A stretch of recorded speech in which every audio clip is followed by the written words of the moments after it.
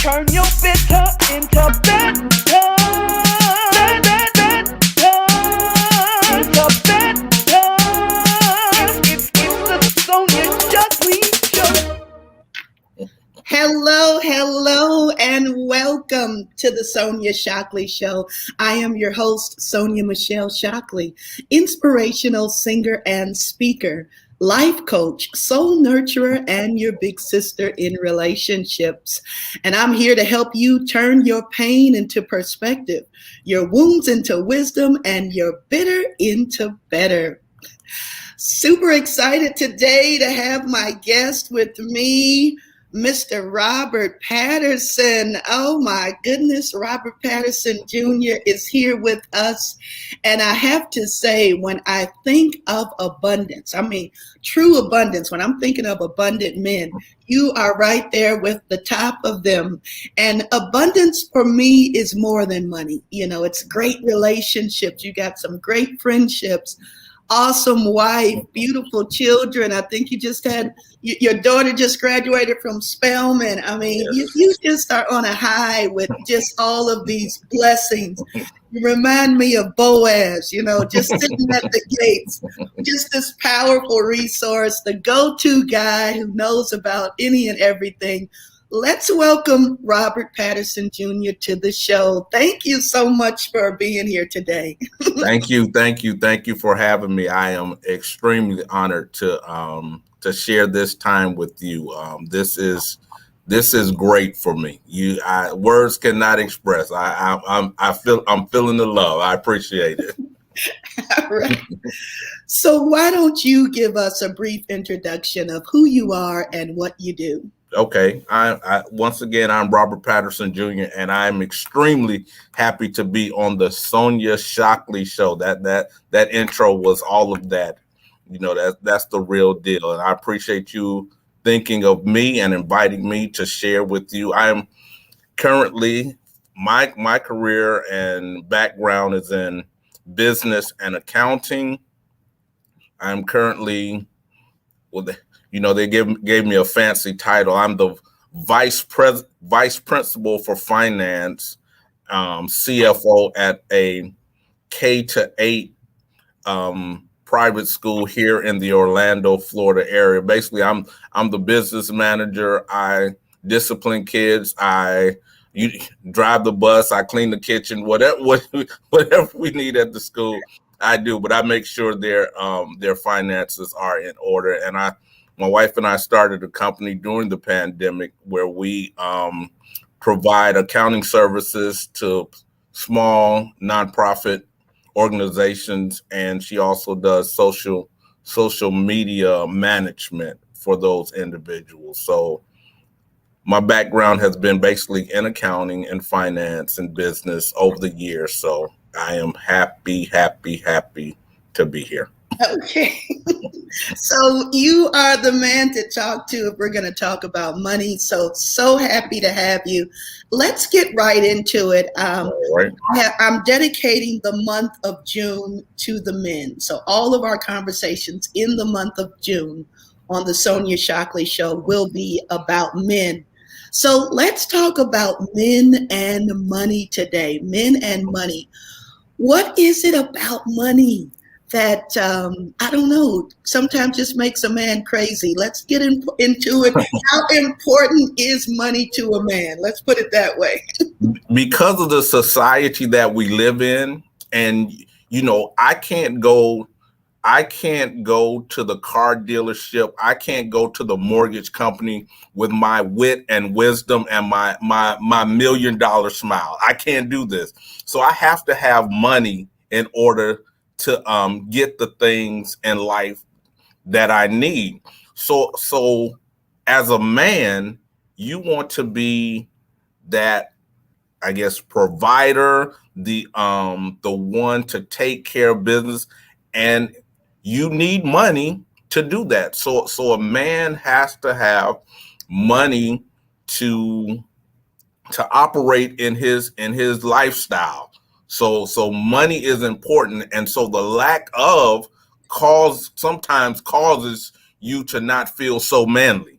Yeah. For So sure. that's you got to have some cash in order to operate. That's right, for sure. And I appreciate that. One of my mottos: no romance without finance. Yeah. That's cold. That's true. It's cold blooded, but it's true. So we're talking about money, and you talked a little bit about being a provider, and of course, the Bible calls the men to be the priests, the providers of the home. In today's society, I believe 30% of the homes today, the women are actually making more money than the men, and the numbers might be higher than that. What does a provider, what does that look like now when the woman is really the primary breadwinner? Okay, so provider is not necessarily I have the most money or I bring in the most money to the house. The provider, I tell my young guys all the time, man, if you can get you somebody that's making more than you have hit the jackpot. You have hit the jackpot. And what you need to do as a provider, you just need to make sure that you can cover that lady in her home, that you can provide protection for her in her home. If a couple is, we'll call it, for a better word, unbalanced in their finances, so she makes more than me, we have a conversation, sweetie. This is how I'm going to take care of you, and once you, what you have is gravy to the table. What you bring to the table, that's our play money. But I'm going to make sure as a man that we have the home we need to live in, the car you want to drive, and when we pool all our resources together, we are working together to make this thing happen. So I used to have some friends who were like, man, I don't know if I can date her if she make more money than me. I'm like, dude, it's just an ego thing. Society tells us it's an ego thing. You want to make more money than your lady that you're taking care of, but it doesn't always happen that way. Yeah, for sure. And, we have so many professional career women who do Right. get married. But when you have a man that's insecure about that subject, it can make it difficult. It makes it very, very difficult. So insecurity is something that men, we have to get over in that regard when it comes to money. Because women are not insecure if their man makes more money than them. They don't have a problem with that. Yeah, well, I mean, that's just kind of like the culture that we've been fostered in, where the man is expected to make more, and Right. you're expecting certain things. At least me, I'm expecting at least, food, provide my shelter, my food, my clothing. A car note would be awesome too, but at least be able to provide those basic things. I think that should come under provider, but then those are my expectations. And so I like the fact that you're saying, let's sit down and talk about it, because communication is key. And let's be balanced on what our thinking is, what our expectations are. And also I'll just add too on that, you in the relationship, the pressure can't be put on the brother because he might have high 5 figures and she has high 6 figures. Oh, so here goes the ego again. So you can't take care of me, and so that brings strain into the relationship also. So it has to be some give and take on both sides. Us as men, we have to be able to say, listen, this is how it is. This is what I have. We work together and we make it work. And on the lady side, she has to be willing to accept that. For sure, for Mhm. sure. Well, let's talk about a couple that might be dating. Mhm. He's making 60K a year, and she's making 250 a year. Mhm. Okay. Okay. He really wants to impress her. They've gone out on maybe, let's say, 5 dates so far. Mhm. He has paid for every date. Mhm. As you can imagine, he's feeling the strain. Okay. Yeah. He's been trying to be the man, be chivalrous. He's paying for everything. They're on the sixth date now. And she had said something about, I'll get this one. Mhm. Maybe she just said that on the next day, just casually. When it's time to pay the check, he actually leaves it for her to pay. What do you think about this kind of moment? This to me is a moment where either it could be a deal breaker in the relationship, or it could be, okay, I see that maybe I should be more helpful and assist in our dating. What do you think about something like Okay. that? Okay. So they're out I'm on the just date. making up a scenario. Okay. That's a good scenario because it happens. It happens. Right. And if we stay in the traditional realm of what society says, couples supposed to do. So if we go out as the man, I take care of the check every time. This is a new age, 2021. Women, I saw a thing online the other day. A lady was on her knee asking the brother to get married. Yeah, I see So that. so things are changing and evolving. I don't know if that's a deal breaker. So she may want to pick up the check that night. So here's where we can talk about the brother if it's a strain on him at 60K and she's at 60K, are you living like you make 100K? Right. So we have first of all we have to live within our means. So you can't be making 60K a year and your expenses are at 80. You're gonna be behind the eight ball. I think about that movie Night School with Kevin Hart Yes. when he's trying to impress his woman and she's like, dude, I women now got their own cash. That's right. So your little 60 is not doing nothing for my 250. So if I like you, I like you, and we're gonna make it work. So tradition has to be broken. Yes. Get away from TV and what their society is telling us what the dating game should or could be. We just Yeah. have to communications is the key to making sure your money works. Yes, for sure. I love it. I love it. And so you're going right into my next question. Should a man marry a woman? She's got great characteristics. I mean, she's just like really awesome. He loves her. She's checking so many boxes. But she's got like maybe, $50,000 worth of debt. Should he still marry that woman? Should he run? It you know how are we going to tackle that together? So in the dating stage and during that time period, you have to lay it all out on the table. Yes. If you have debt, if we're coming together, then that becomes my debt, and Mm. my debt becomes your debt. And do we have a plan on what's the debt from? Is it from because you kept shopping at Gucci and Louis Vuitton and all the name brand, or the debt because you went to school and you got your career started? Are you a spender, or are you thrifty? What do you do? How are we going to tackle that? So it may not be a deal breaker, depending.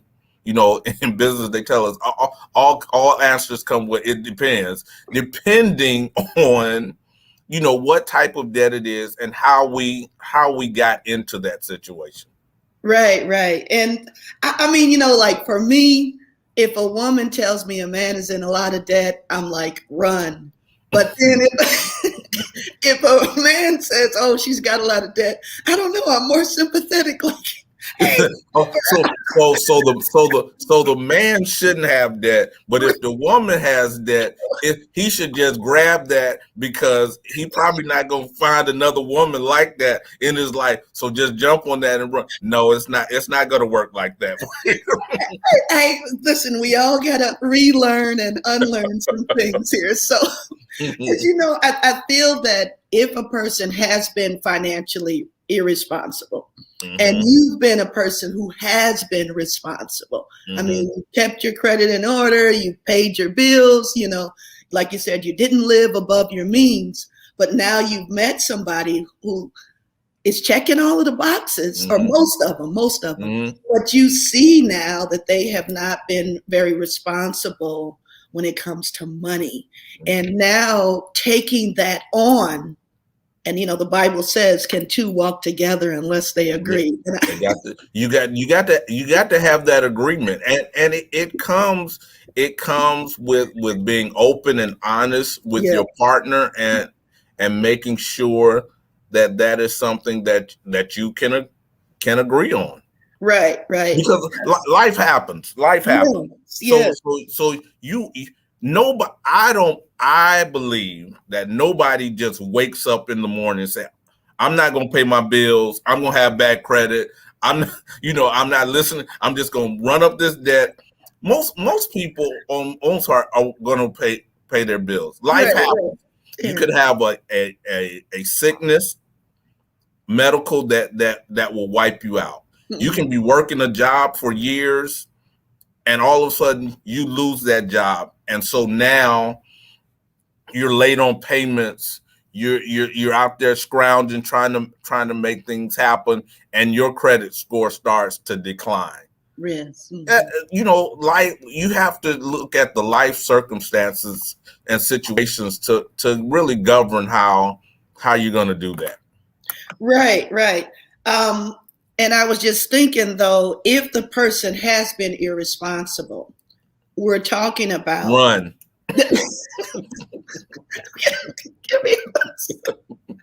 I'm sorry, finish.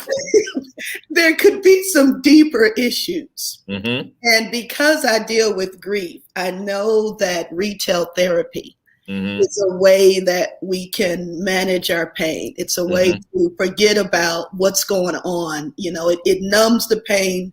It's temporary relief. It helps to fill a void that you can't feel. And so a lot of people have become what they call shopaholics, just trying to mend, a broken heart or woundedness, some sort of loss.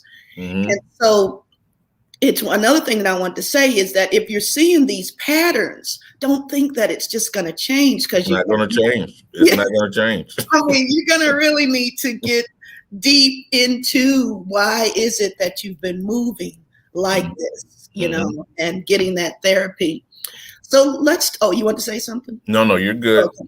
So let's talk about men grieving over money, because we were just saying how, I mean, you look at people who have, jumped out of windows because the stock market has fallen, or, killed themselves because of their finances. I mean, there's some serious grief about money. You even talked about losing the job and how that is like so devastating. How am I going to make it now that I've lost my job?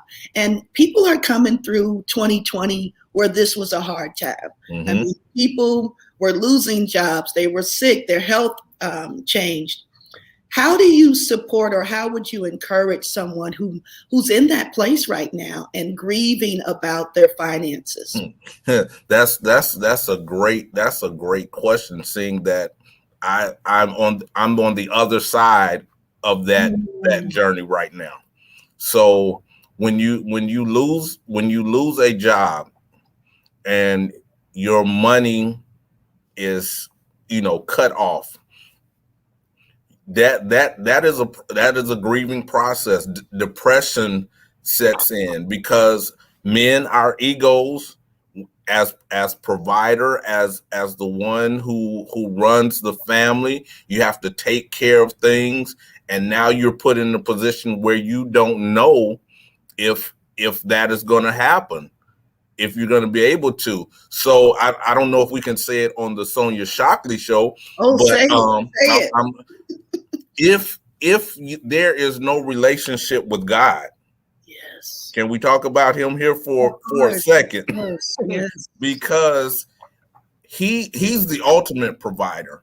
Yes. And when you rely on him, he will guide you where you need to go to make sure you have the resources that you need. But it is extremely tough. It is extremely tough when you're put into a situation where you don't know how you're going to be able to take care of not just yourself. If you're by yourself, you can probably, but when you have other responsibilities, other people that rely on you to make it, that is a tough thing. And for a man to not be able to do that, that causes strain and it causes problems. And you have to rely on a higher power. You have to rely on God to see you through and trust him that he'll bring you through that situation. I am grateful that I didn't jump off my balcony, because it was a tough reality, but trusting in him to see you through is good. So I would tell the men out there, if you find yourself in that situation, call on the Father to step in to help see you through those times. For sure. And when you think about that time, I'm sure that it was very humbling for you. Did you reach out? Were you humble enough to ask for help or to ask for, resources? Is that something that you considered, or did pride keep you from doing that? Pride is a terrible drug. It's a terrible thing. And there was one time that was one time in my entire life that I actually reached out for some help. I'm a person who, I will put it all on my shoulders. I will handle it, and I will do what I need to do. I will sleepless nights and toss and turn, trying to figure out without asking for help. But I was at a point where I did need to ask for help, and one time, and I was able to see my way through. God opened the door and provided, so we were able to. I was able to make it, but it is tough on a man to be in that situation, and our pride will get in the way. Ladies, y'all have no problem asking for help, can you? But men, society has told us we got to try to figure it out, and we need to. So I appreciate this forum to express that to brothers out there. Go ahead and ask for some help. Only thing they can do is tell you no. Yeah. Or I don't have it right now. and I didn't necessarily mean just financial help. I mean help like, do you know about any jobs? Or hey, I'm looking into this area, or maybe I'm thinking about going back into school. There's so many ways that we can humble ourselves and just to get educated on what's the next step for me. Oh yeah, I had to reach out to a resume writer, because resumes are written differently now than they were when I got my job 25, 30 years ago. Yes. So, you have to seek that kind of help. You have to network with people and develop relationships so that when you find yourself in that situation, I have, you mentioned it earlier, I have a great network of friends who, they were not going to let me go out without a fight, and they, you know, people calling me from all over the country, man, try this, go there, look into that. And so that is those are some of the resources that you have to tap into during those times. Yes, for sure. That's what I mean. I mean, it's just so good to have that type of love and support around you while you were going through that difficult experience. So, what are your takeaways from that? What did you learn about Robert Patterson Jr.? What was able to birth from you after going through that grieving process, that loss, that now you're just a better man because of this experience? As I'm still processing it, you know, you have those moments, but I think what I learned most from it is that I don't have to tie myself to a position, or it does not define me or who I am. So that's out the window. No more of that. That when God brings you to a Red Sea, He will part the waters, and you will walk through on dry ground. And Pharaoh's army will get drowned in the Red Sea, and you might be able to see them drown. So that's some of the things I learned from it, and I take it in my new position now. You know, try to learn from the experiences I had in dealing with people, and knowing up front what the expectations are. It's been a process, and you know, therapy will be a great thing. Well, I'm so happy for you. And, you know, I definitely feel that you've turned those wounds into wisdom, that pain into a new perspective. You know, most definitely. You've taken those lemons and made some lemonade, and it's just sweet. It really is sweet. I think that we use these opportunities to grow, to expand, to connect better, not only with God, but with ourselves and with the ones that we love. Most definitely. So before you go, I say that there's a difference between a man being poor and a man being cheap. What are your thoughts about that before we go? That's interesting, because a few weeks ago, my family revealed to me that I was cheap. No! And I had a moment. Dad, you just cheap. I was like, I'm not cheap. I'm very practical, and and I try to do things. So you have to being poor. What how do we define what is poor? Not having enough money. You know, well, yeah, for me, poor, you could be poor in spirit, poor in your thinking, poor in your money, poor in your health. You know, to me, that's just this, you know, when I'm saying poor, the lack of that. There's no motivation, no inspiration. Right. And then to me, the cheap person is just like you said, more practical. They're frugal. They're going to make sure every dollar counts, every penny counts, and to just be wise with it. So those are my definitions. Okay. So when a poor person in my estimation may be someone who is not trying to get better. Okay. So they would rather stay where they are and not try to do something better, whether it is with their attitude, whether it's with their finances, in relationships. They just want to stay. They're stuck in that place. Okay. A person who's frugal or responsible, I won't use the word cheap per se, that individual is one who looks for the best opportunity to find what they what they need or what they're trying to gain in life. So if they're looking for, let's just in money, if they're looking for a new suit, they like the Armani suit that's $1,500, but they'll go somewhere and find one just as nice that they can afford.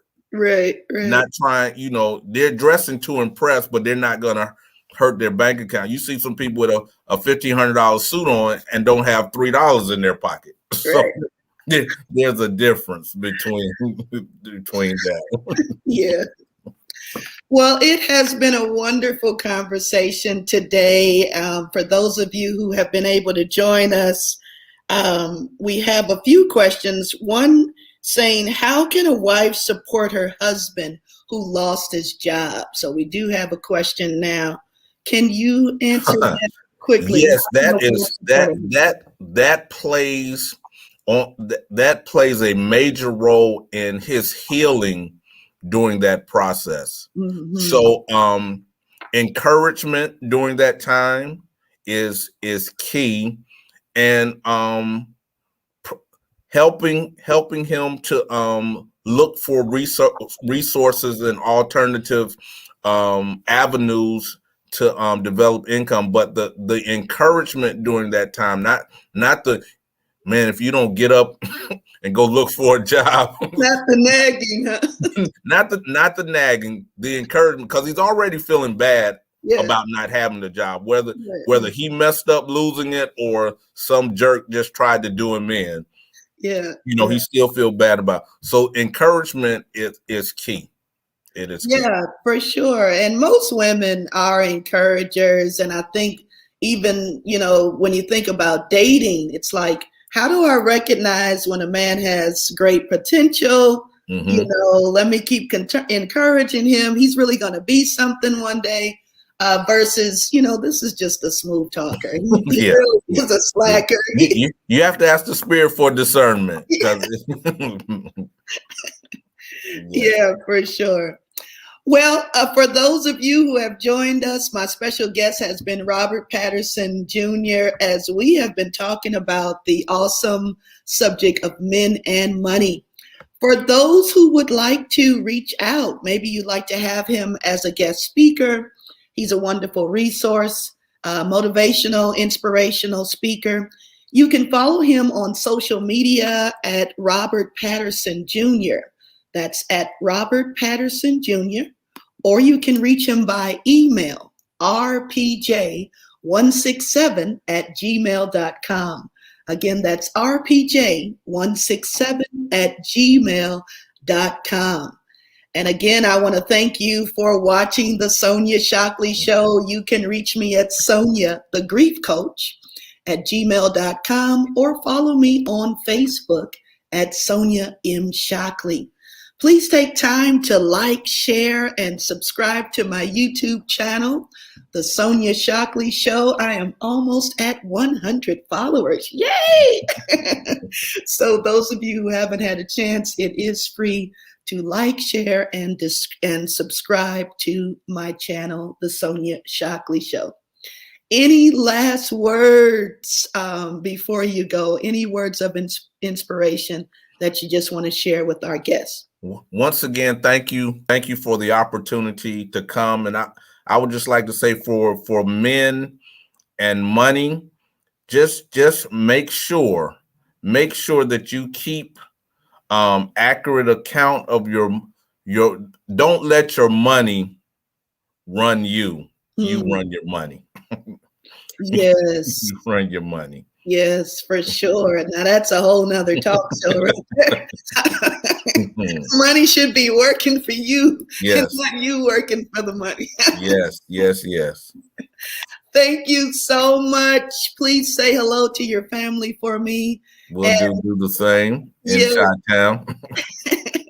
And to everyone who's watched today, thank you so much. God bless you. Remember that I love you with an everlasting love, and you can turn your bitter into better. Take care and God bless.